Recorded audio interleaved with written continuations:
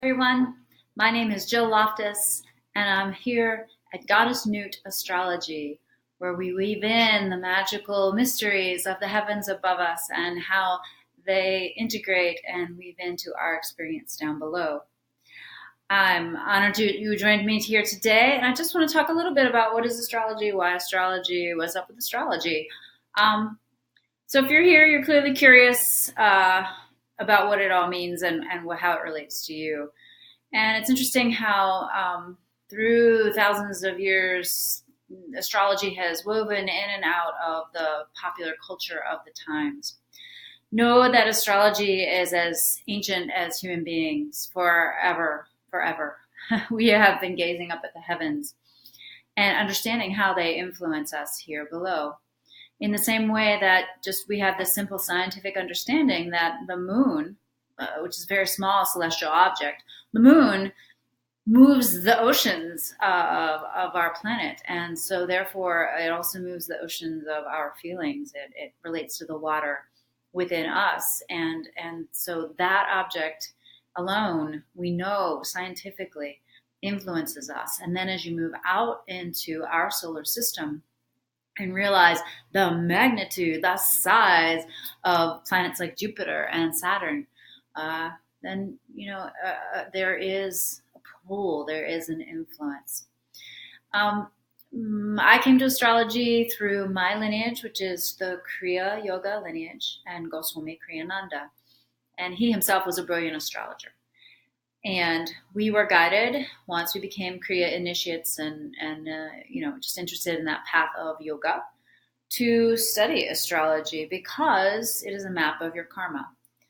And it is just an indicator of the influences that you have decided to incarnate with in this particular lifetime, this particular experience. So it's like a karmic blueprint, really, for the soul. And it kind of decides what you're going to be gifted with, what your challenges are going to be, and kind of just how your energy is going to be filtered out into the world. So that sounds kind of big and cosmic, I know. Keep in mind, astrology is another language, and it takes time to learn a new language to really integrate it and also to come up against it and make sure it's resonant with what you believe and what you feel is right and true. Never just take whatever I say and spoon feed it down, just like any other person who's giving you information. Pass it through your own filter of your experience. I gotta say, the first time I heard about astrology, I thought it was crazy. I have always read my horoscope in the newspaper back in the day. Yeah, sure, I always read that, and sometimes it applied and sometimes it didn't, whatever. It wasn't until my teachers told me to study it, and they had so far had guided me into completely transforming my life in beautiful, positive ways. And that's when I began to look at it, and it really has helped me. My first astrology reading came from a woman who worked at the temple, and what it really did was help me understand was that first of all, that the things that had happened to me that were difficult were not punishment; they were lessons. They were education. This lifetime is all about the curriculum that you choose to study and how you bring your gifts forward into the world. And sometimes you need certain circumstances, certain experiences in order to create who you are, to grow into who you are. And that none of those things that had happened, even things that I had perceived as terrible mistakes, errors, incredible difficulties, suffering that I shouldn't have brought upon myself, I could instead look at it through the filter of, oh, wow, yeah, well, I did learn this, and this. And now I apply that wisdom in this way. And wow, if I hadn't had those experiences, then this wouldn't be happening. So it just suddenly made things make a lot more sense. So how do you get started with astrology? Well, my hope is to have a series of these little talks where we kind of just create the building blocks. There are loads of fantastic astrologers out there already offering fantastic websites and horoscopes and educational videos.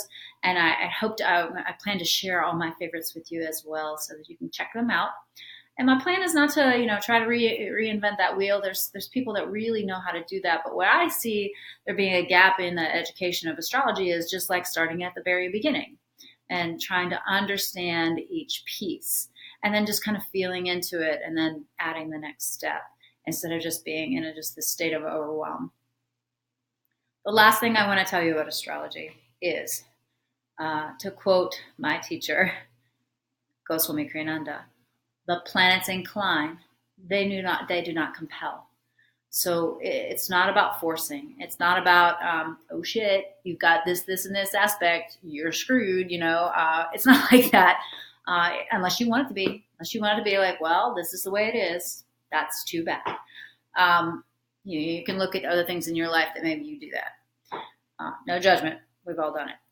But instead, if you could look at it and be like, well, okay, this is the pattern. This is the tendency. How do I make a better choice? How do I think a new thought to recreate that, to like stop doing that? Instead of the same thing happening over and over, what if I stop, pause, and use the good things, the positive, wonderful things that I know that I can do or that are in my life? How do I use those to walk a new path, make a new choice? So don't let your astrology put you in a box just like anything else, okay? Let it be something that helps you, not something you lean on or hide behind. And so that is my hope for you.